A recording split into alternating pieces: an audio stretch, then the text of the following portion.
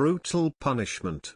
Harry went ballistic and filled with towering rage cause cannot wear military uniform. Prince Harry has reportedly been stripped of an honor ahead of the lying-in state service of his beloved grandmother Queen Elizabeth II, but his uncle Prince Andrew has been given an exception. Only working members of the British royal family will be allowed to wear military uniform during the state funeral and processions for the late Queen Elizabeth II, veteran royal correspondent and CBS News contributor Roy Nickow reported Monday.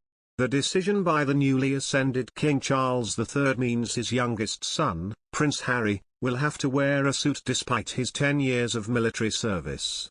Harry and his wife, Meghan, surrendered many of their titles in 2021 after stepping back as senior members of the royal family.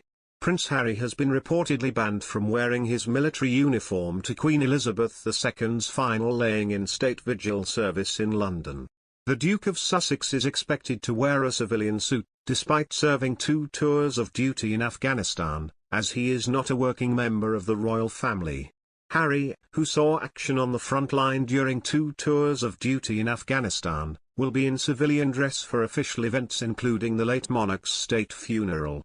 Only working royals, which Harry and Andrew are not, are being permitted to dress in uniform at 5 ceremonial occasions. These are the St Giles Cathedral service in Edinburgh, which took place earlier where Andrew wore a mourning suit, and the coffins procession to Westminster Hall, the vigil at the lying-in state, the funeral in Westminster Abbey and the committal service in Windsor. Another family member who served in the military but won't be allowed to wear his uniform is Prince Andrew, who was stripped of his royal patronages and military affiliations this year after facing sexual abuse allegations.